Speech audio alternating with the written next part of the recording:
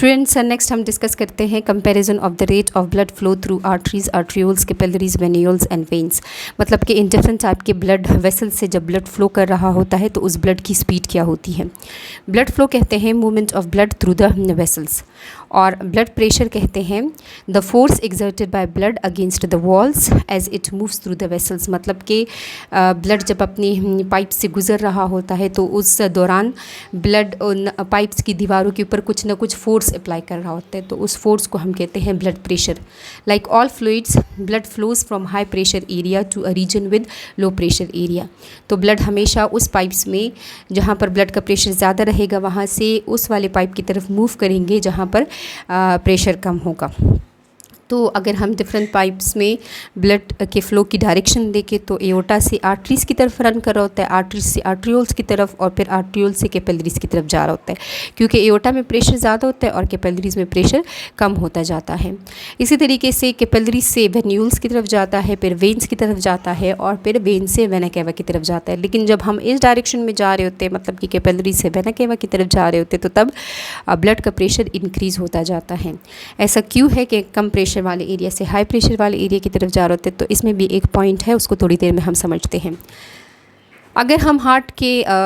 4 chambers की दीवारों की आपस में कंपैरिजन करें, पहले अगर हम ऑरिकल्स और वेंट्रिकल्स को आपस में कंपेयर करें, मतलब उनकी दीवारों की थिकनेस को आपस में कंपेयर करें, तो ऑरिकल्स की दीवारें इतनी मजबूत नहीं होती है जितना वेंट्रिकल्स की दीवारें होती है। और अगर हम राइट और लेफ़्ट वेंट्रिकल को आपस में कंपेयर करें तो लेफ़्ट वेंट्रिकल की दीवारें इंतहाई मजबूत होती हैं, क्योंकि वेंट्रिकल्स ने एओर्टा के थ्रू ब्लड को पूरी की पूरी बॉडी में डिस्ट्रीब्यूट करना होता है, इसलिए वेंट्रिकल ने बहुत ज़्यादा ज़ोर लगाना होता है। तो जो लेफ़्ट वेंट्रिकल है उसकी वॉल्स बहुत ज़्यादा थिक होती है, और उसकी जो कॉन्ट्रैक्शन की जो स्पीड होती है वो भी हाई होता है, वो बहुत ज़्यादा फोर्स के साथ कॉन्ट्रैक्शन कर रहा होता है, इसलिए एओर्टा में ब्लड का प्रेशर बहुत ज़्यादा होता है, हाईएस्ट प्रेशर होता है ब्लड का एओर्टा में। और एओर्टा में से ब्लड 30 सेंटीमीटर पर सेकेंड की स्पीड से ट्रैवल कर रहा होता है, जबकि कैपिलरीज़ में ब्लड का प्रेशर रिड्यूस हो जाता है और कैपिलरीज़ में ब्लड 0.26 सेंटीमीटर पर सेकंड की रफ्तार से फ़्लो कर रहा होता है। अब अगर हम रेट या वेलोसिटी ऑफ ब्लड फ्लो को देखें तो ये इन्वर्सली प्रोपोर्शनल है विद क्रॉस सेक्शनल एरिया, मतलब कि डायमीटर। तो जितना ज़्यादा डायमीटर होगा, मतलब कि क्रॉस सेक्शनल एरिया ज़्यादा होगा, इट मीन कि जो फ्लो का रेट होगा तो वो कम होगा। और अगर स्मॉलर क्रॉस सेक्शनल एरिया होगा, मतलब कम डायमीटर होगा, तो जो स्पीड है तो वो ज़्यादा होगी।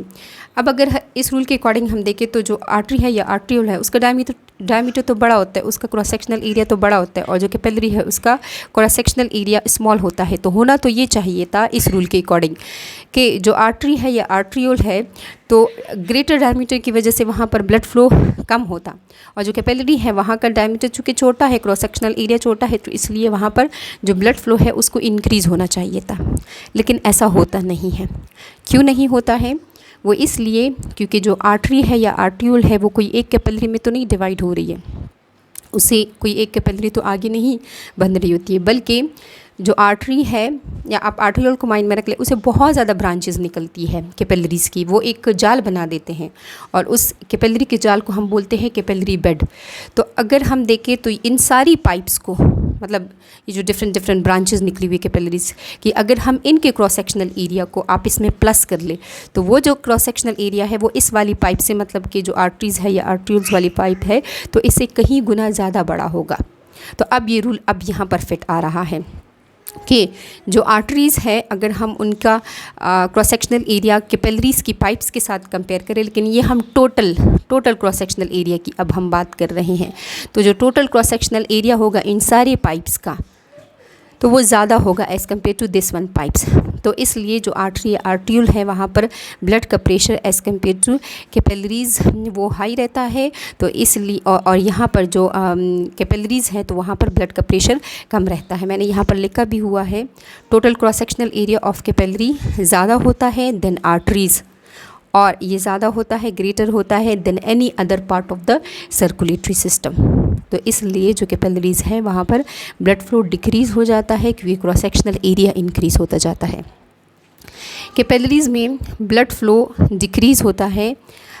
इसका एक दूसरा रीज़न भी है, क्योंकि अगर हम इंडिविजुअल कैपिलरी को देखें तो वहाँ पर रेजिस्टेंस वाली जो बातें हैं वो भी अपना काम कर रही होती है। रेजिस्टेंस कहते हैं the force opposes the flow of blood, मतलब जिस तरह हमने यहाँ पर बात की कि जब ब्लड फ्लो कर रहा होता है एक पाइप में से, तो उस दौरान में ब्लड उस पाइप की दीवारों पे फोर्स लगा रहा होता है, लेकिन उस दौरान में वो दीवार भी तो उस फ्लूइड पर या उस ब्लड के ऊपर फोर्स अप्लाई कर रही होती है, तो उस फोर्स को हम बोल रहे होते हैं रेजिस्टेंस। तो इंडिविजुअल कैपिलरी के अंदर रेजिस्टेंस वाली फोर्स भी एक्ट कर रही होती है। जितना डायमीटर डिक्रीज़ होता है उतना ही रेजिस्टेंस इंक्रीज़ हो जाती है और जो ब्लड फ्लो है तो वो डिक्रीज़ हो जाती है। तो इंडिविजुअल कैपिलरी में जो ब्लड फ्लो है तो वो डिक्रीज़ होता है, क्योंकि इंडिविजुअल कैपिलरी का डायमीटर कम होता है। और जब हम कैपिलरी से वेंस की तरफ जा रहे होते हैं तो जो वेंस है तो उसमें तो total cross sectional area as compare to capillaries कम होता जाता है, क्योंकि यहाँ पर भी हमने बात की कि कैपिलरी का जो टोटल क्रॉस सेक्शनल एरिया है वो किसी भी सर्कुलेटरी सिस्टम के किसी भी पार्ट से वो ज़्यादा होता है। तो इट मीन के वेन का क्रॉस सेक्शनल एरिया कम होगा एज़ कम्पेयर टू कैपिलरीज। तो इसलिए जो कैपिलरीज है जब हम उससे वेन की तरफ जा रहे होते तो जो वेन्स है तो उनमें ब्लड की फ़्लो की स्पीड ज़्यादा इंक्रीज़ हो रही होती है। तो ये आज के लेक्चर में हमने ये डिस्कस किया कि जो एओर्टा है उसमें हाईएस्ट ब्लड का प्रेशर रहता है और जो कैपिलरीज है तो उसमें लोएस्ट ब्लड का प्रेशर रहता है, क्योंकि जो ब्लड है वो हमेशा हाई प्रेशर से कम प्रेशर वाले एरिया की तरफ मूव कर रहा होता है। और कैपिलरी से जब हम